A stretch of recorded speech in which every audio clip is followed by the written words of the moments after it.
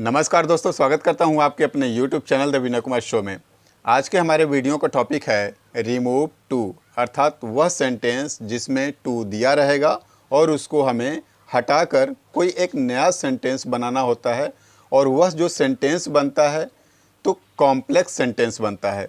Okay, और यदि देखा जाए तो ये जो रिमूव टू है टॉपिक, ये आता है ट्रांसफॉर्मेशन ऑफ सेंटेंसेज के अंतर्गत।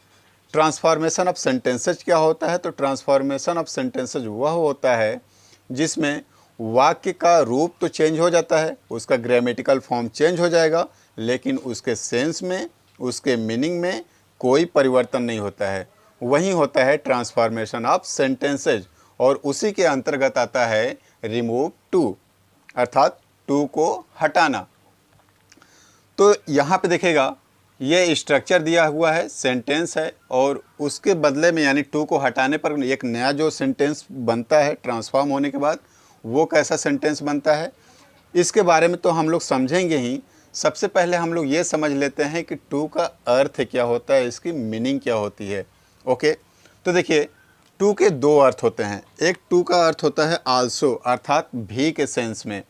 जैसे यदि हम कहें आई टीच इंग्लिश टू, मैं अंग्रेजी भी पढ़ाता हूँ, यानी मैं मैथ्स भी पढ़ाता हूँ, फिजिक्स भी पढ़ाता हूँ, हिंदी भी पढ़ाता हूँ, संस्कृत भी पढ़ाता हूँ, और इन सब सब्जेक्ट्स के अलावा मैं इंग्लिश भी पढ़ाता हूँ।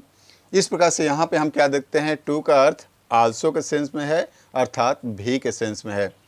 वही यदि हम दूसरा सेंटेंस देखें तो वो क्या है कि आई टू टीच इंग्लिश, मैं भी इंग्लिश पढ़ाता हूँ, यानी कोई और टीचर है जो इंग्लिश पढ़ाते हैं और साथ साथ मैं भी हूँ जो कि इंग्लिश पढ़ाता हूँ।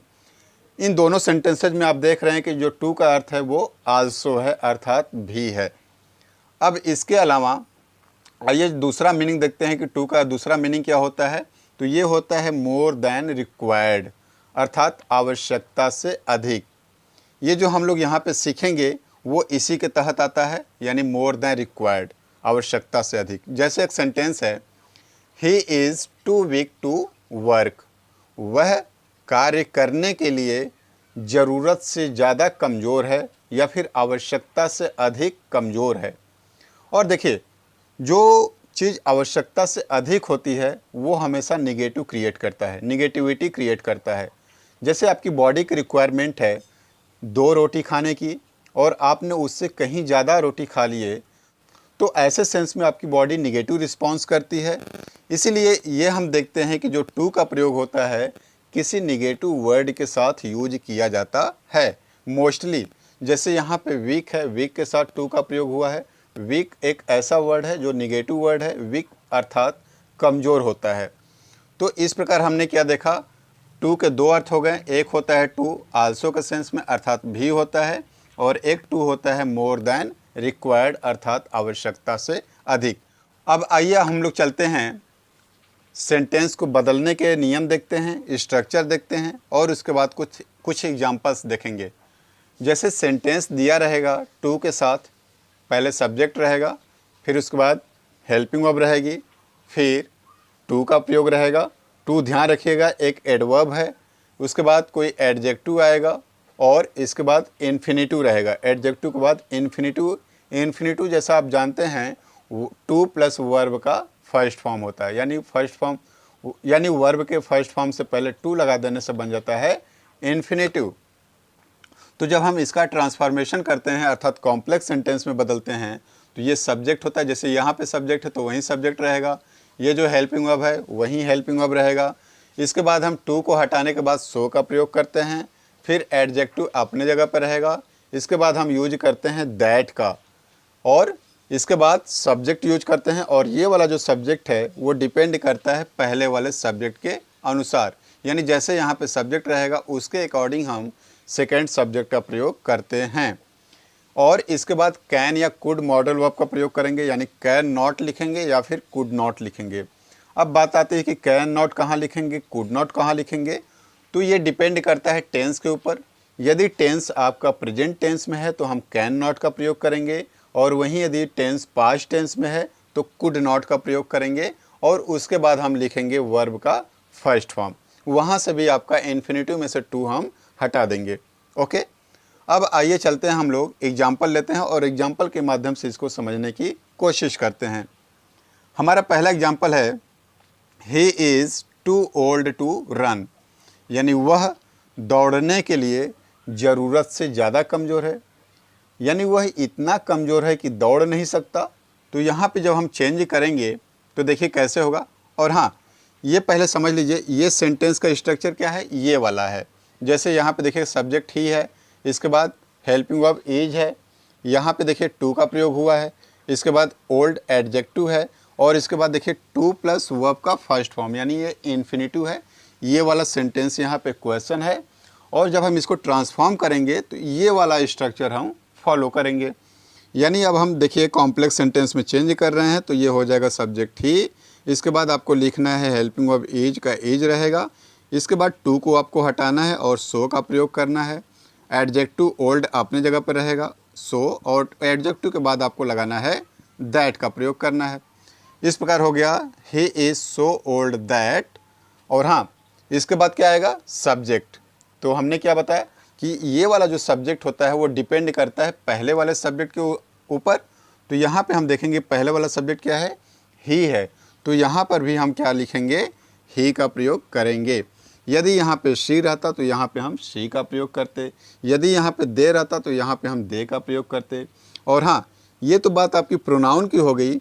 यदि यहाँ पे कोई नाउन होता तो उसके अकॉर्डिंग हम कैसे करते। तो देखिए, यदि यहाँ पे मेल होता, कोई नाउन होता और वो मेल होता, तो वहाँ पे मेल के लिए हम ही का प्रयोग करते, और वहीं यदि कोई फीमेल नाउन होती तो वहाँ पे हम शी का प्रयोग करते।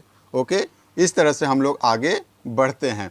इसके बाद आपको यूज करना है कैन या कुड नॉट का प्रयोग करना है। तो ये डिपेंड करता है टेंस के ऊपर। देखिए इज क्या है, प्रेजेंट टेंस का भाग है, तो इसलिए हम यहाँ पे यूज करेंगे कैन और उसके साथ लगा देंगे नॉट, कैन नॉट।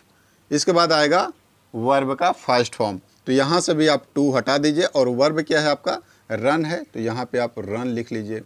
अर्थात इस प्रकार से जो सेंटेंस हो गया वो हो गया, he is so old that he can not run, वह इतना बुजुर्ग है कि वह दौड़ नहीं सकता। इसके बाद सेकंड सेंटेंस है, he is too frightened to speak, वह बोलने के लिए ज़रूरत से ज़्यादा भयभीत है, ज़रूरत से ज़्यादा डरा हुआ है। आइए इसको हम चेंज करते हैं, तो ये क्या होगा, ही इज़, टू के जगह पे आपको यूज करना है सो का, फ्राइटेंड अपने जगह पे रहेगा, फ्राइटेंड हम लिख देंगे,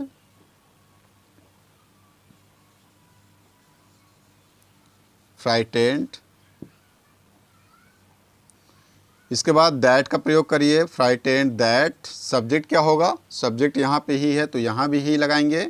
इसके बाद कैन नॉट लगेगा, क्योंकि यहाँ पे टेंस प्रेजेंट में है, तो यहाँ पे हम लगा देंगे कैन नॉट। यहाँ पे इन्फिनिटिव टू स्पीक है, तो हम यहाँ से भी टू को हटा देंगे और स्पीक लिख लेंगे, वर्ब का फर्स्ट फॉर्म, तो यहाँ पे हो जाएगा स्पीक, फुल स्टॉप। और ये सेंटेंस हो गया, he is so frightened that he can not speak.